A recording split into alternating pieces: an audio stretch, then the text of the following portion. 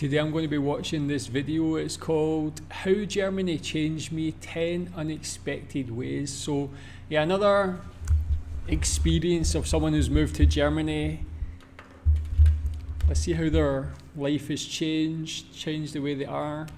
Interested to see this. You can tell me what you think about these things. This is the first ever moment that I feel like I'm involved in the society, that maybe this could be tested in the Einbürgerungstest because I could have hurt myself. It's super crazy. Everyone just ran together and then we still couldn't catch the train, so we had to wait for it. There were a lot of stories in the past that I wish I could have done something differently so that people dare not I wouldn't say this is a very positive change because it just comes naturally now, like when people say something.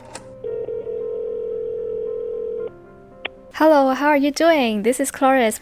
In my last video, I shared 10 things I still struggle in Germany even though I've been living here for 7 years. And in this video, I'm gonna share with you how I find myself getting Germanized. The first thing I find myself being Germanized is that I can talk about German politics with my friends. A few weeks ago, I also voted the first time for the Bundestag election. This is the first ever moment that I feel like I'm involved in the society, that I am making a certain decision that could influence Germany a little bit, that include a bit of sense of belongings here. Meanwhile, I also complain with my friends together about this political situation, which is quite chaotic. The voting process was similar to what I had in my own city before, but I was still a little bit anxious when I went voting. I had to make sure that I got the letter and read them thoroughly, and I brought my ID card, but at the end I was so shocked that they just checked my letter that they sent me, but they didn't even check my ID card. Before I went voting, I also talked to my German friend and we both had a hard decision to make because honestly speaking, each party has their own pros and cons and we can only try to make the best decision with the information and the knowledge we have. The second trait that you find Yeah, that's pretty interesting to see because I've not really seen too many foreigners speak about German politics or being able to vote even. I didn't know that was possible. How is it possible? Like, is there a certain amount of time someone has to move to Germany and live there before they're allowed to vote? But I think it's good if someone's going to live there long term. It's good to, I guess they deserve the right to vote on their life as well. I live in Malaysia. I don't get the right to vote.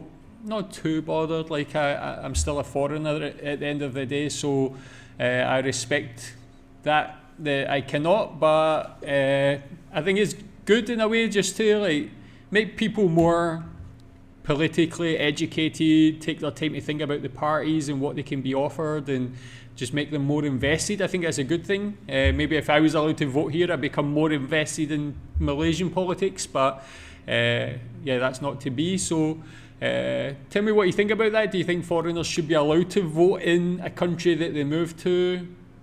Do you think there should be a certain time period before they're allowed to? What do you think? Yourself being Germanized is that you can open the beer bottle with any tools. For myself, I can open a beer bottle with the keys, with a fork, a knife, but I still can't open it with a lighter because I find it a little bit dangerous. So just anything like pretty solid, then I can open the beer bottle with them. Or open a beer bottle with another beer bottle's cap. Yeah, I think this is a really German skill. Maybe this could be tested in the Einbürgerungstest. Number 3 is...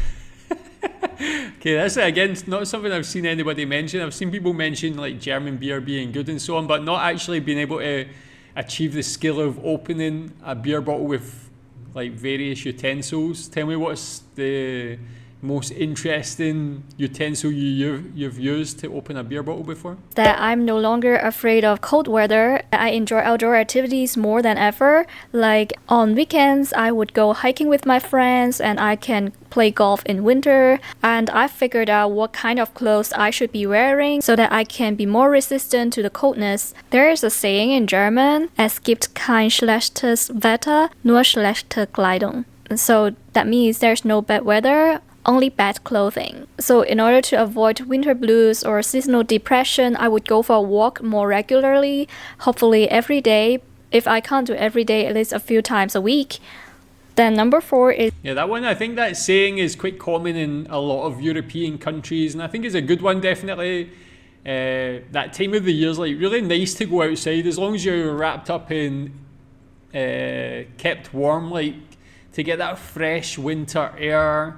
Go for walks, go for hikes, see the nature at that time of year is really beautiful. So that's definitely something I miss. Living in a country that's tropical all year round. Being super independent, as the labor cost here in Europe is super high. Handyman is very expensive and the waiting time is very long. So I try to do everything myself, like moving furniture, assembling furniture, setting up washing machine. After I moved to Munich, I assembled my bed by myself and I connected the washing machine by myself after a lot of trial and errors. There was water leakage before because I didn't use the right tool to tighten the pipes. After I figured it out, it just worked out and I'm super proud of myself, seriously. But if you have friends, I really recommend you to get your friends for help. Otherwise, it's really tough because I could have hurt myself. I'm actually willing to pay someone to help, but then the waiting time is so long and then they just cancel my appointment and I was so desperate to have my washing machine set up and my bed set up. That's why I just tried to do everything by myself and then try to use my stool for leverage when I was assembling the bed. For washing machine, I also checked out the YouTube videos to see how I can connect them with the hose. In Asia, labor cost is not that expensive, so we always get someone to help us. And the handymen are more available in Asia. They can just come to our apartment to set up everything. So I didn't even have to handle all these because I also used to live with my parents. So I don't have any experience doing all these by myself at all. But then in Germany, there's no one that I can rely on. And luckily my bed and also other furniture are not so heavy, so I can handle it sort of by myself. And I also got a trolley so that I could move the heavier ones like a sofa around with the trolley. And I can move also some other boxes to the basement with the trolley and the elevator, which is not so bad. Number 5 is to... That's true. Again, yeah, living in Asia, yeah, pretty much everything when I move house or it needs done around the house, I'll just hire someone to do it because it is cheap. It's always quite good standard and readily available as well. Like she said, like they'll just come to the house, can be that day, and everything's very easy to do like that. In a way, it's not good in a way if I do go back to Europe and have to do all these things myself. I think my skill level might not be the highest. I guess it just takes getting used to. But yeah, again, it is quite expensive in European countries to hire someone to come and do these things. Dress pragmatically because in Germany the weather just fluctuates a lot. So in the morning it could be kind of cold and then in the afternoon it's too warm and then in the evening it becomes cold again because unlike Hong Kong it was surrounded by sea, so we had the ocean as a buffer for temperature regulations. But then here the temperature varies greatly during the day, so anytime I have to bring a jacket with me. Even if in summer, in the evening, it could be quite cool. And I'm super sensitive to temperature as well. I tend to feel the difference more than other people. Like some items I brought from Hong Kong to here, but I rarely wear them. For some of them, I've even thrown away already. For example, high heel shoes that I could never wear in Germany. All those skirts and dresses I rarely wear, but once I'm on vacation, I would take them out. But then even in summer, if I were to go out in the evening, then I couldn't even wear a dress or a skirt because it's kind of cool in the evening. It could be around like 15 degrees or something. It's still too cold for me. I'm too skinny for this. And I don't have enough fat for insulation. Obviously, my body is not built for this country and this weather. It's kind of hard for me at the beginning, but now I just got used to it and then I figured out what clothes I should be wearing. I also have some colleagues wear their hiking clothes every day, so they can just pick the same clothes and same shoes and backpack, so it fits all the weather, all the extreme weather, also a bit more windproof so that we are not afraid of the strong wind. Some items like sweaters and cardigans are not so practical in that case because in Germany it's sometimes quite windy as well. And number 6, I became more patient. There are a lot of unpredictable things happening every single day in Germany. For example, the train delays, for example, train cancelled, as well as the slow bureaucracy that could piss me off a lot when I first came here because these things rarely happened in Hong Kong. So it took me quite a long time to adjust to it. Over time, I just changed my mentality, so I just let things go. Yeah, just go with the flow or just say scheiße and then move on. Because if the train delays and train cancels would piss me off, then I will be angry all the time. It's not good for my mental health. Like last week, I went to play golf and then I was waiting for the train on the platform to come back home. And then there was a sudden change of platform and the train arrived at platform 2 instead of platform 1, which is the normal platform. And then all the passengers were running to platform 2. But first, we had to run down the staircase and then go through a tunnel to the other side of the platform and then ran up the stairs again. It's super crazy. Everyone just ran together.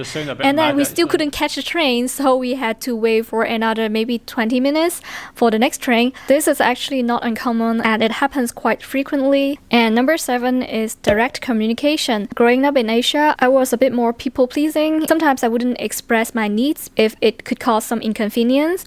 This could be okay in Asia because people would also be more considerate of others' feelings. But in Germany, if we don't establish our boundaries, we don't voice out or we don't fight for ourselves, then we will suffer a lot. Especially for me, I'm like super small and super soft. I think some people would take advantage of me as well. Like some time ago, I went to the driving school and they offered me this lady as my instructor. I felt like she was testing my boundary. For the first driving lesson, she told me that I had to drive here, there, and then to pick up her dog. Okay, then I thought maybe this is just for once, and she really did it for emergency. But then the second time it happened the same. So we went somewhere to pick up the dog, and then we drove to her home to drop off the dog, which is so unfair because I paid for the driving lessons and I didn't expect this. And she also didn't teach me enough skills that I was expecting. And she also asked me to prepay for the next lessons. Some friends told me this is not normal, and then she was not even respecting me. I also had the same feeling being treated unfairly, and if I were a tough German guy, I don't think she would do this to me. So after the third class, I just told the receptionist that I needed new teachers so that I didn't have class with her anymore. Anyway, driving school could be another big story to tell if I get my driving license later, and I will share with you how I went through this whole process. There were a lot of stories in the past that I wish I could have done something differently so that people dare not test my boundaries, people dare not step on me. These days, I'm still learning to trust my gut more and always stand up for myself according to my own feeling. And number 8 is lüften. Even in winter, I would still lüften for 2 to 3 times per day to have some fresh air in the apartment. Even though it could be a little bit cold, I would still do it. I think it's a very German habit. But I still can't sleep with the window open because I heard some German people, they would sleep with the window open. But for me, I still can't stand the coldness and the noise, so I still can't make it. And number 9. That's actually something I never really thought of. That's quite common, I think, in the UK as well. Like when I go back to my parents' house at Christmas time in winter, my dad is always opening the windows and the doors to let fresh air come in, and it's like freezing, especially when I so used to living in such a hot country. When I go back there, sitting in the house freezing cold, I'm like, this can't be normal, like, but it is nice to get that fresh air. Again, like here, I can't open my windows because mosquitoes will just come in all the time, or like some sort of insects or something like that. So need to use aircon fans and stuff, but it's not the same. I like that fresh air, but only in small doses. Mine is the concern of privacy. In the past, I tend to use social media quite a lot to share my photos. These days, I'm keeping a bit more privacy in my life so that I don't really publish that much. But it's kind of contradictory because I'm doing YouTube, but I don't update my Instagram much. I wouldn't say this is a very positive change because I feel like I'm being a bit more closed now. Like I don't share a lot with people comparing to the past, and I shared a lot of like my personal stories and encounters online. But these days I'm being a bit more cautious. Also, when I was filming, maybe I would be a bit more concerned of others' presence in the videos, and I would try to avoid filming people. But it's just also made my life a bit more difficult because I have this awareness that I have to respect other people's privacy as well, and I tried my best to make sure that their faces are blurred or hidden. I think in Asia we didn't care that much, but then here in Europe, not just in Germany, I've encountered a few times like being asked, hey, don't take photos, no videos, no camera and stuff. I tend to become more careful with that. That's why I think vlogging is a little bit challenging here comparing to Asia. So staying at home to film this kind of video is a bit more comfortable so that I don't have to care about what other people think. I don't have to care if my video shooting is making other people uncomfortable. Number 10 is using German in English conversation. Like for me and my friends, we would mix a lot of German words in our conversation. No matter whether we are talking in Cantonese or English, we would still have some mix of German words. And I also tend to use this word a lot, like hä. It just comes naturally now, like when people say something that I didn't get it and I didn't understand it, that I would say hä. Or the other word I use so often is ach so, is like I see. And I also use so way more than before. I think this is a really German thing. Yeah, this is really from the German language. If you are living in Germany, I'm wondering what is the most German habit that you have. Please comment down below to let me know if you have any German habits or German traits that you find it very interesting after living here for a little longer. That's it for today's video. I like it. That was cool, interesting. Yeah, because I mean, a lot of the things she was speaking about, I've not really heard many of the other people, the other foreigners that have moved to Germany speak about. So quite engaging, very interesting points. Tell me what you think about the things that she was saying. Also interesting to see that comparison between Asia and Germany as well, because I live in Asia. So yeah, tell me what you think about all those things. Thanks.